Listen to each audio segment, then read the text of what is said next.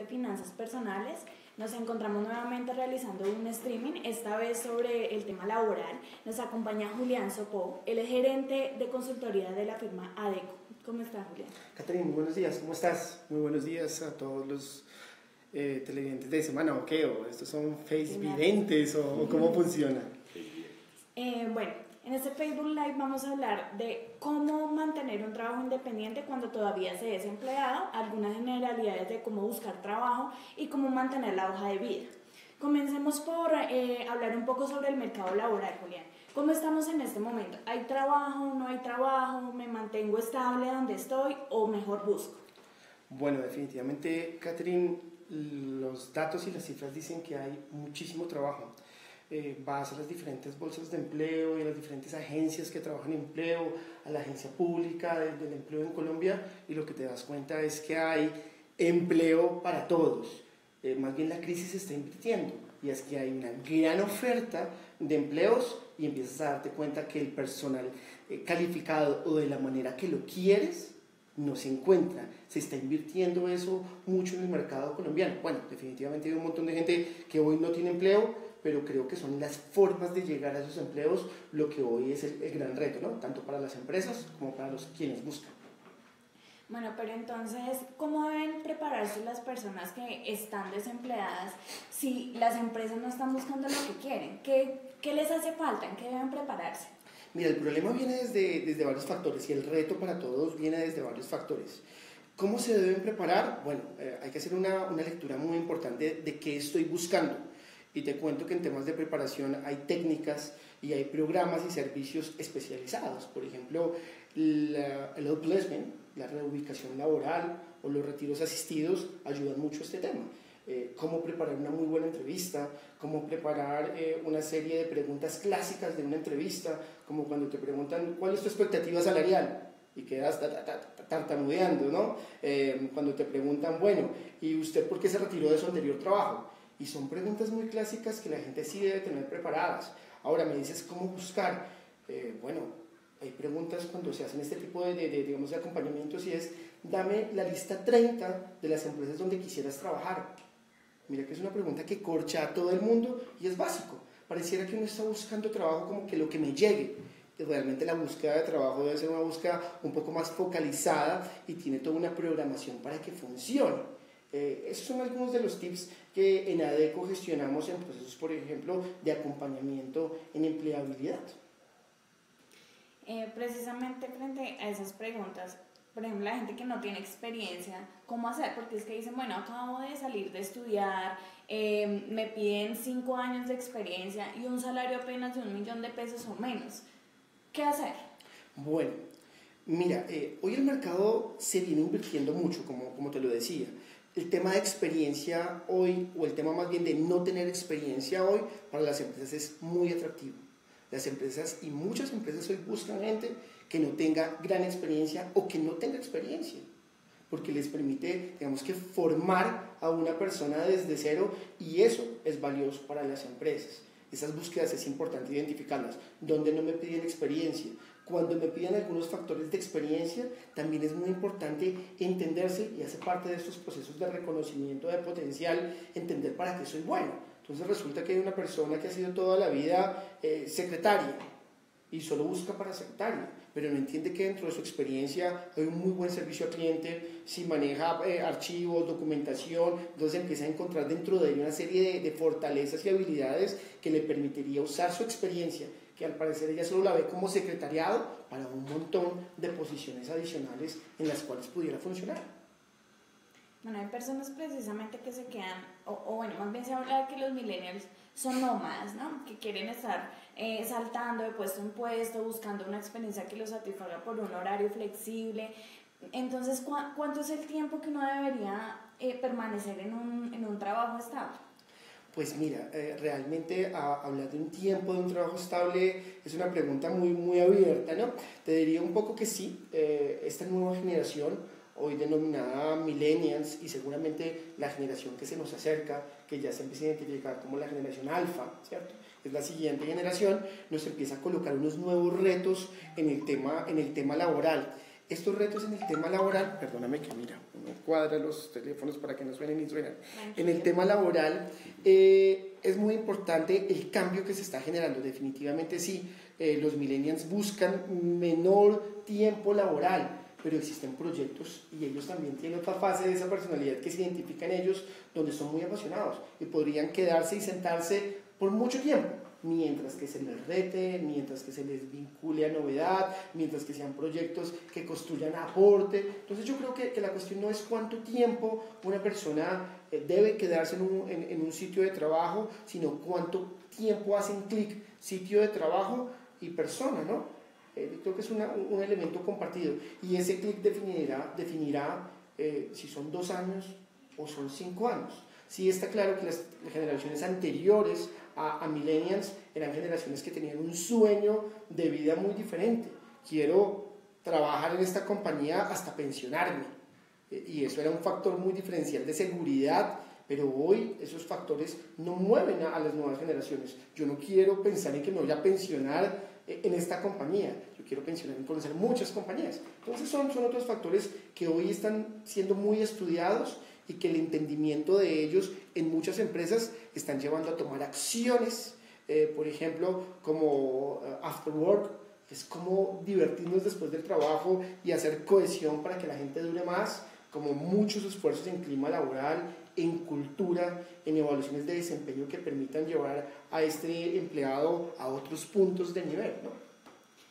Y la inestabilidad afecta, es decir, durar 3 meses en un trabajo, cambiar, hace que de pronto el nuevo lugar donde yo vaya no me crean porque van a decir, ya me va a dejar en un mes tirado el trabajo.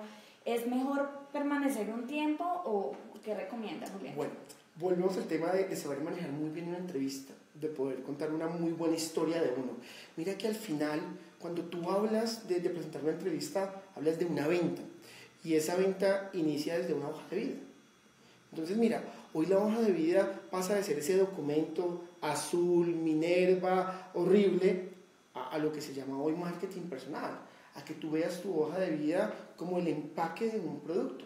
Y el empaque de un producto debe tener una fotografía espectacular, el empaque de un producto debe ser claro y conciso, y ese factor que me estás hablando entonces de cómo voy a representar esa inestabilidad que tuve en una hoja de vida debe estar adecuadamente relatado. Me contrataron para un proyecto de 2 meses, entré a esta compañía y acordamos y encontramos que en esta compañía no estaba yo funcionando y acordé un adecuado retiro, y es decir, poder contar la historia de tu currículo laboral de tal manera que tenga una coherencia para quien busca, porque sí asusta a los buscadores de personas, de talento, a los psicólogos, claro que sí asusta el tema de pensar que lo contrato y mañana me va a dejar tirado todo, claro que eso asusta. Pero creo que hoy precisamente los modelos de recursos humanos conocen el tema, lo saben manejar y lo promueven, y entienden que hay personas que uno va a contratar con la probabilidad que tenga ese salto, ese jump a otro cargo, o que va a tener personas que van a ser más estables. Creo que ese mismo mercado hoy lo viene determinando muy claramente. Bueno, Julián, ya que habla de las hojas de vida, precisamente cuáles son esas cosas que debe evitar poner las personas en la hoja de vida y cuáles son las que tienen que estar y de qué manera, por supuesto. Bueno, a la gente que nos ve en finanzas yo le diría, lo primero, piense su hoja de vida desde un concepto de que es un empaque. Entonces, haga que su hoja de vida tenga ese marketing, ese impacto. Lo que primero que debe es ser una hoja que no tenga impacto. ¿Cuándo una hoja no tiene impacto? Cuando es una hoja extensa y no es clara. Yo creo que esa es la primera recomendación que yo le diría. Una hoja muy clara y condensada. Nosotros sugerimos una hoja de vida que máximo tenga 3 hojas y que lo ideal tuviera 2. Somos unos convencidos que la parte de fotografía tiene un aporte muy importante en el proceso. La foto representa. Mira una hoja de vida con foto y una sin foto, y la transmisión de información es otra. Y luego un muy buen orden de lo que se quiere contar. Y tiene, digamos que mucha estrategia. Mira, hay casos donde la gente es máster, es bilingüe, y cuando abre su fase de educación cuenta, estudié la primaria en X colegio, estudié el jardín en este. Es decir, está perdiendo el impacto de información de decir, soy máster de esta universidad, tengo manejo de este idioma y hago... Y eso pasa, no presentas tu información de manera impactante. Me sobra tu jardín, me sobra tu primaria y hasta me puede sobrar tu bachillerato. Me interesaría tu máster, tu universidad y tu dominio de inglés. Ese es el impacto al que refiero. Hay gente que tiene muchos trabajos. ¿Cuáles quiere referenciar en esta hoja de vida como primer impacto? Ya luego tendré una entrevista para contar toda la historia que quieran, pero la hoja de vida es un primer impacto, es una pequeña fotografía, entonces tiene que ser muy limpia. Si tienes 10 trabajos, pero 3 te pegan el trabajo, pues menciona los 3 para que tengan el impacto. Los otros 7, luego los cuentas con detalle en entrevista. Es un poco pensar que hay un psicólogo al otro lado con 200 hojas de vida revisando, y las que lea fácil y las que entienda fácil, las llamará a la siguiente fase. Precisamente en cuanto a la experiencia laboral, uno debe poner, por ejemplo, si yo me voy a postular al sector de telecomunicaciones, ¿debo poner la experiencia que he tenido en ese sector o también es válido poner otros? Pues, esa es la pregunta clave. Hay que leer muy bien a dónde me voy a postular. Si me estoy postulando para una empresa de telecomunicaciones, a un cargo de ingeniería, pues utilizaré toda la información de mi hoja de vida de los diferentes cargos que le peguen de mejor manera. Y otra información la dejaré a un lado, que ya tendré el momento de expresarla, de ampliarla y demás. Entonces, es ese juego estratégico de hacer de tu hoja de vida una información de impacto puntual y no un extenso de todo lo que he hecho en mi vida. De uno hojas de vida, por ejemplo, desde el perfil. Entonces, en el perfil, cuando soy una buena persona, aprendo rápido, soy líder, hago una cantidad de autoatributos que se entregan las personas, en vez de decir, soy un administrador de empresas con 5 años en operaciones logísticas, en los sectores de farma y finanzas. Y ese es su perfil profesional. Entonces sí hay muchos tips que se pueden desarrollar, hay muchos blogs, hay muchas páginas de información y digamos que acceso a varios modelos donde la gente sí puede mejorar sustancialmente el impacto que puede tener una hoja de vida. Julián, ¿cómo innovar en una hoja de vida sin caer en errores o en fetiches? Es más, está en la foto, hay personas que están poniendo la foto ya hasta con su mascota. ¿Cómo pasar esa línea de creatividad pero sin irse al extremo? Bueno, caemos en un tema de gustos y de formas, ¿no? Definitivamente, si me lo preguntas y en mi experiencia, arriésgate, porque ese paso de arriesgado va a marcar un diferencial frente a las otras 500 hojas de vida que están en blanco, con letra negra y sin foto. Arriésgate. Y uno encuentra, y claro, ya vienen sectores, por ejemplo, el tema de la publicidad, el tema de los diseñadores gráficos, encuentra uno una vanguardia increíble. El tema de personas que trabajan en protocolo, modelo y demás, entonces también encuentras un aporte muy interesante a los sistemas de hoja de vida. Entonces, frente a eso, yo diría, no le tengas miedo, invéntate una hoja de vida que la veas como un empaque, es pensar que es el empaque de una caja de un muñequito, el empaque de una Barbie, el empaque de un muñeco, y eso tiene una información muy clara y muy puntual.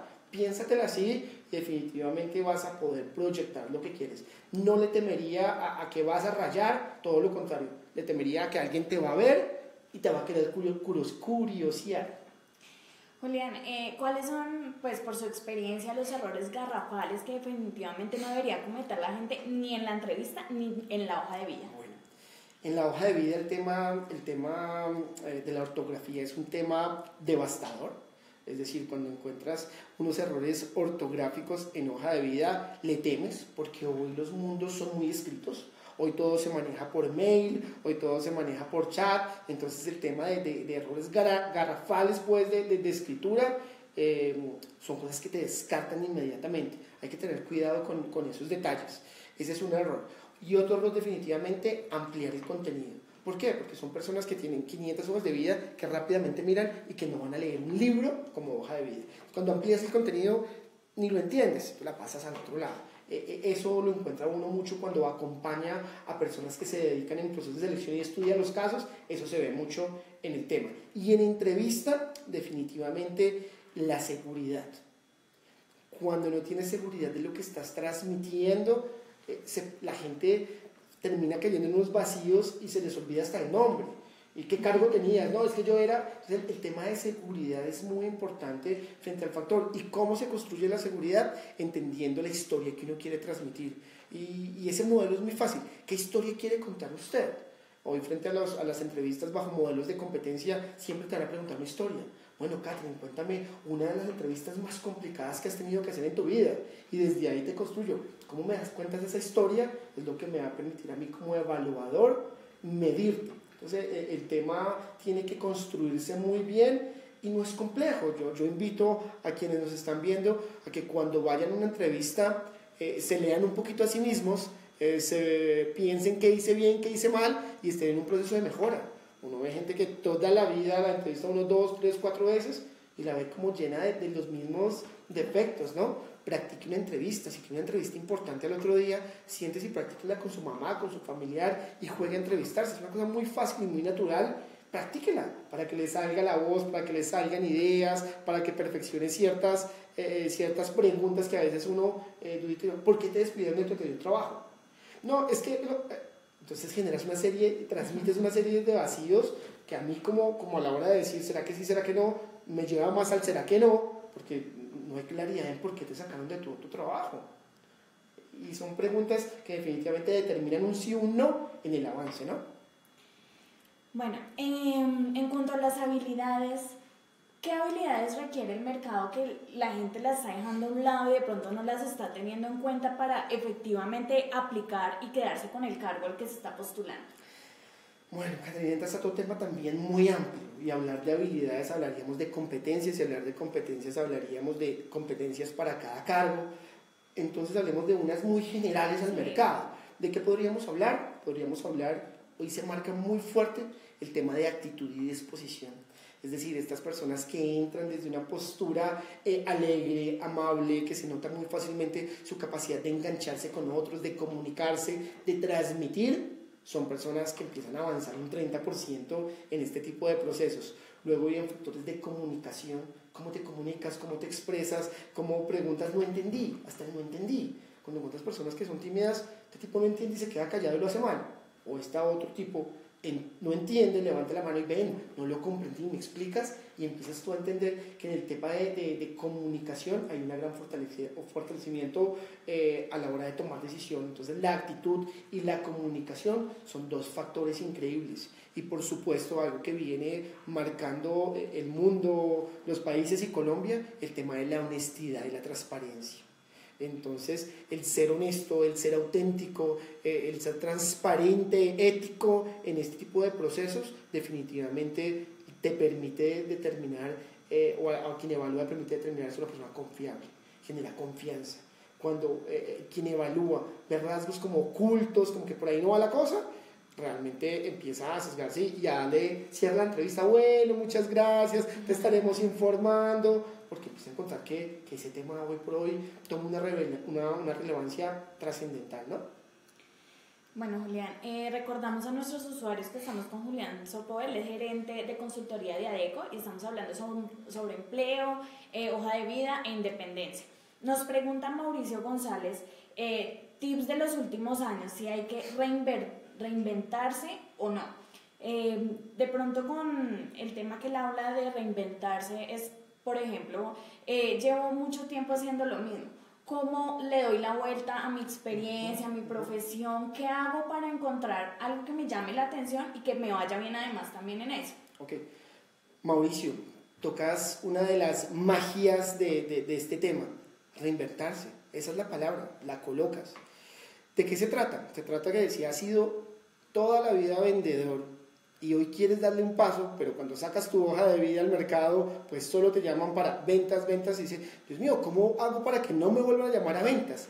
Y es entonces reinventarse y encontrar qué otros factores se hace desde una ejecución de ventas. Por ejemplo, oiga, tengo muy buen servicio al cliente, hago una logística de visitas y desde entenderse cuáles son otras experiencias que tengo, entonces a qué otro nuevo cargo puedo aplicar, a barras de servicio al cliente, a coordinación de algunas operaciones, a logística de otras. Entonces reinventarse desde la experiencia, creo que es el camino a tomar. Y luego ya vienen pues saltos al vacío. Oiga, pues yo nunca he trabajado en este tema, pero voy a ir a postularme seguramente a cargos pequeños o intermedios mientras que cojo experiencia y me lanzo.